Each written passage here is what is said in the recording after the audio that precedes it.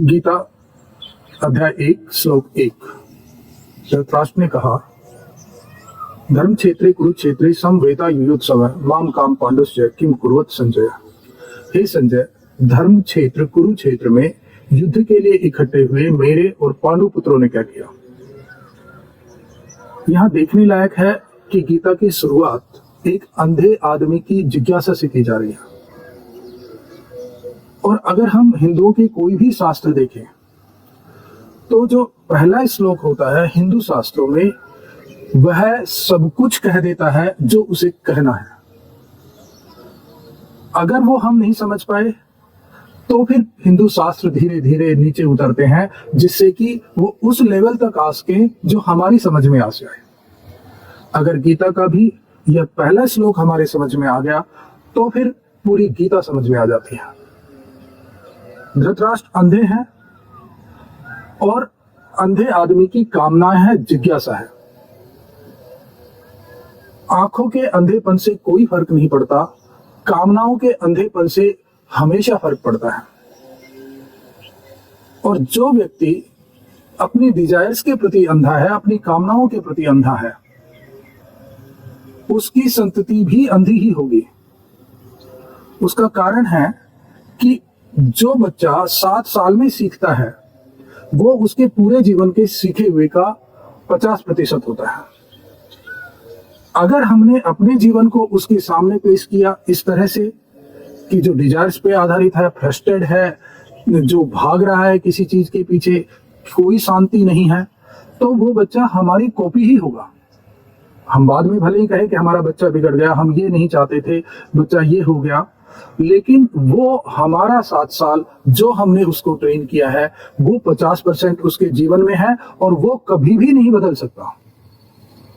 तो पहले लर्निंग इससे यह है कि हमें अंधे की तरह अपने बच्चों के सामने व्यवहार नहीं करना है। और अंधा आदमी जानना क्या चाह रहा है?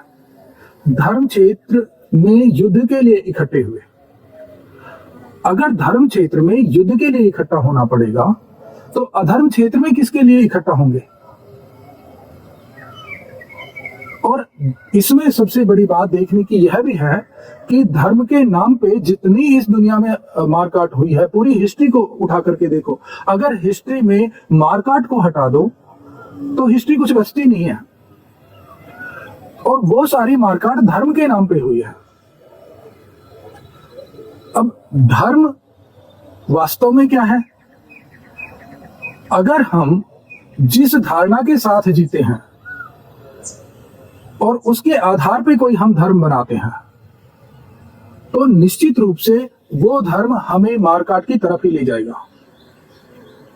दुनिया में 2 तरह के धर्म हैं, एक मान्यता आधारित धर्म और एक जानने के आधारित धर्म। मानना हमारा विश्वास के आधार पे होता है और विश्वास हमेशा संदेह की नींव पर खड़ा होता है। और जहां संदेह के आधार पर हमने किसी धर्म को खड़ा किया है, मान्यता के आधार पर खड़ा किया है, तो जैसे ही हमारे विश्वास छोटी सी हवा के झोंके से गिरता है तो दिखावे का धर्म रह जाता है, हम धर्म के साथ नहीं रहते।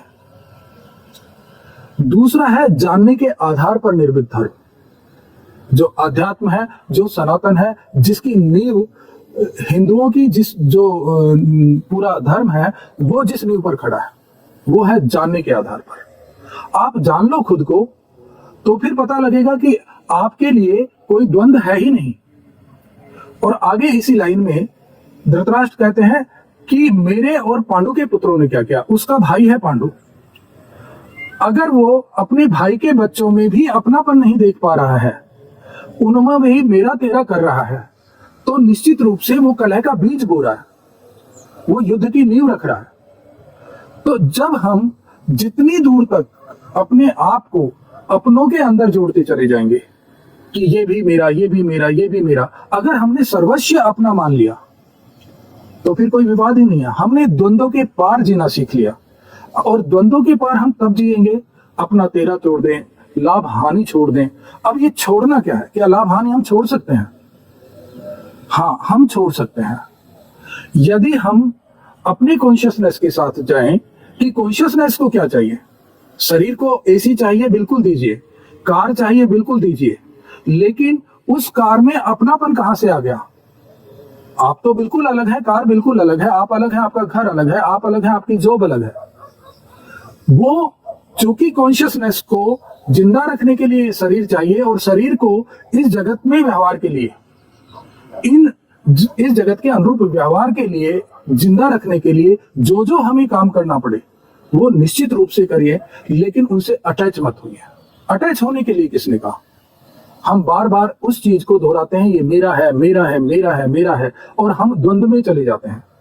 अगर हम बार बार इस चीज को दोहराएं कि ये चीज है, ये पदार्थ है जो हमारी जरूरत है, तो फिर कोई द्वंद्व नहीं है, कोई युद्ध नहीं है, पूरी तरह से आप अपने साथ हैं, पूरी तरह से आप अपने जगत के साथ हैं। इसलिए इस श्लोक को जितना गहनता से आप देख सके, पढ़ सके, अपने जीवन को इसके आईने में देख सके, तो गीता पूरी तरह से आपके साथ रहेगी और आप गीता के साथ। जय श्री कृष्ण।